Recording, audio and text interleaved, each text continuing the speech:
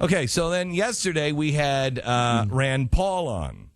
And the media has gone crazy because Rand Paul was on yesterday and he said some outrageous things would happen in this special country. And for the life of me, the way the stories were written, we couldn't understand what the problem was. Then we went back and listened to the audio, and we're like, oh, well, that's the problem. But that's not what the media has a problem with. And Fox News made him answer for what he said about this special country. He had to walk back those comments. Walk back those comments. We're gonna go back to those comments, and we're gonna show you what the media is saying and what Fox News. Well, they were questioning him hard. You better. And he folded. We'll give that to you coming up in just a second. As this angelic figure, and everybody around him were suddenly, like you said, saints. And not true at all. Almost deified because they wanted to vilify Zimmerman so badly. Mm-hmm. And, the president, he contributed to that with, if I had a son, he'd look like Trayvon. What are you talking about? Ugh. If you had a son, he'd have massive big ears that stuck out the sides of his head. Wouldn't look anything like Trayvon. Look more like Mickey Mouse. Look more like... giant ears. His giant ears. Because those are a little too high on the head. He just moved Mickey Mouse's head. But it's wrong.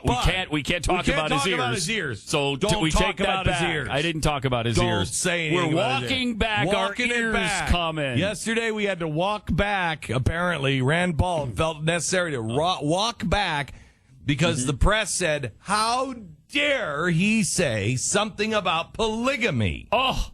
He said this gay marriage thing will end in polygamy. Here is Megyn Kelly and Fox grilling Rand Paul. I know you went on Glenn Beck's show this morning, radio show, and you made a comment that you're going to take some flack for, which was he was saying this is going to lead to the legalization of polygamy potentially and other situations, and you came out and said, and I quote, "I think this is a conundrum. If we have no laws on this, people take it to one extension further. Does it have to be humans?" Do you want to comment on that, Senator? Well, I think my point that I was trying to make is that government has been involved in marriage for a while, and it's been at the state level. And I think if we leave it at the state level, there will be room to disagree, but it will probably be within certain parameters. Like I said, I don't think it will be with multiple humans, and I think it will be human and human. And so I didn't mean that to mean anything other than that I think the government will still probably be involved in defining marriage to a certain aspect. I don't think we're going on towards polygamy or things beyond that. But I do think that our country is divided on the issue, and that in some ways the Supreme Court decision... Hey, stop for a second. Is that what he said on this program? No. No, you know it isn't. You know it isn't. But he was pushed up against the wall, and he decided to back down. I don't know. I'm praying for some marrow of the bones here. Well, there's nothing wrong with asserting that the next step could be polygamy. And what do you mean you don't think polygamy? It has to be the extension of this. It has to be because that's the major global religion pushing for it and doing it everywhere but here. Yeah. You have a major global religion. It's not like the Muslims are quiet. It's not like they have no power. They do polygamy all over the world except in the West. And why is that such an outrageous assertion? You can't control your love. You can't control it. If I'm in love with two women, how can I control that? I can't. Love is love. Love is love. Who are you to say my love with two women is wrong? Or one woman and two men? Love is love. It's love. Are you not tolerant of my love for two women? You bigots. Seriously. You're bigots. Are you not doing everything you abhor? Yes. If you say the same thing about polygamy? Yes.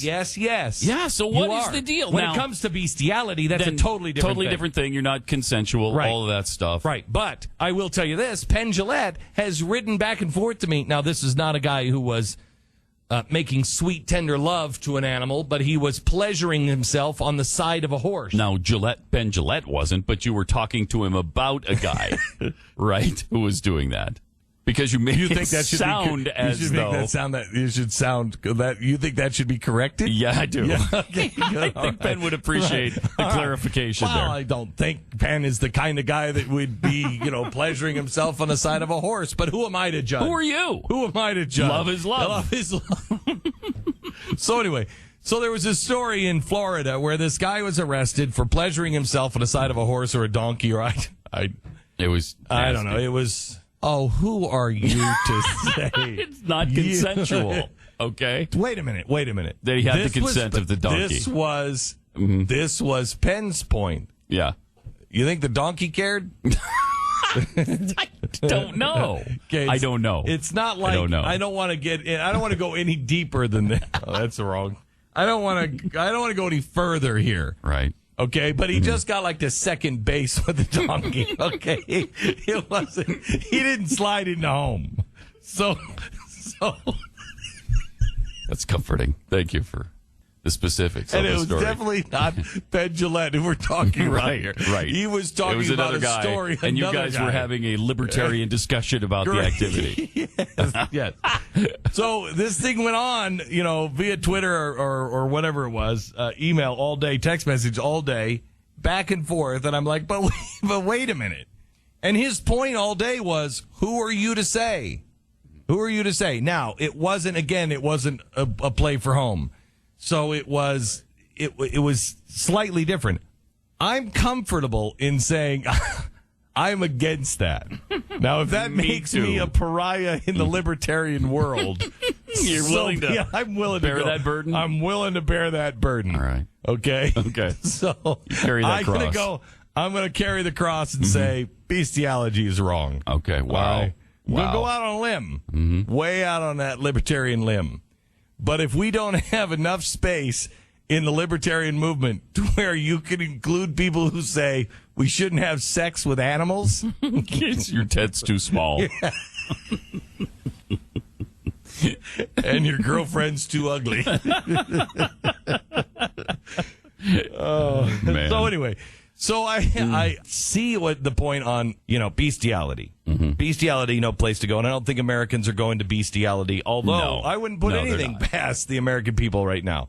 But that has nothing to do with the homosexual ruling at all. But the polygamy thing is a totally logical extension. And let me tell you something. I don't get it. You know the left, because Twitter was on fire yesterday because I said this, and they were all going right after my church.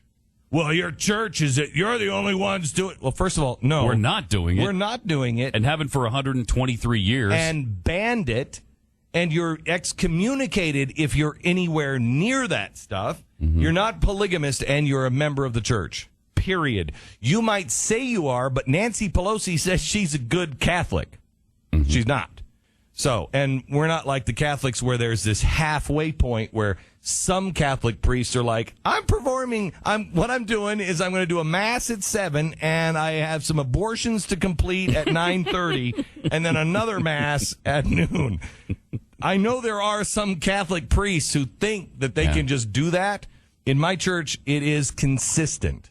You don't do that, you're out. Okay? And so everybody was attacking my faith. And I kept thinking to myself, you bigot. You religious bigot. First of all, that's your line of attack. You're not talking to me about love. You're talking to me about hate. I'm having a discussion about love. You're talking hate. You're immediately going to, I hate Christians. I hate people of faith. I don't know why. I'm on your side. I'm saying love is love. And it has to be the next step. It has to be.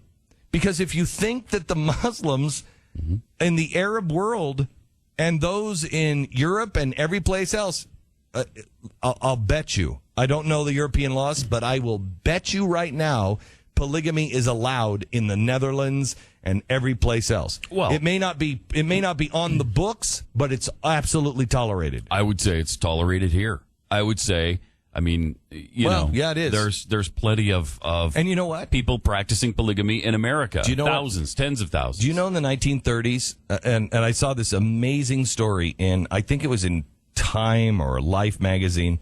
This is back in the 1930s. The church here in Salt Lake decided to go after polygamists. They decided, you know what? We have to talk to the sheriff, and they went to the sheriffs of the towns and said, you have to enforce this. This is not good. They're saying that they are Mormons, and they are breaking the law. You have to enforce this. And so the police decided to go out and enforce the polygamy laws, the anti-polygamy laws. You know what happened? You know what the press did? No. It's one of the most incredible things I've ever read. And I think it was Time Magazine. We'll have to look it up. But they did this whole spread on, look at how bad the police are. Look at what they're doing. They're, quote, breaking up families.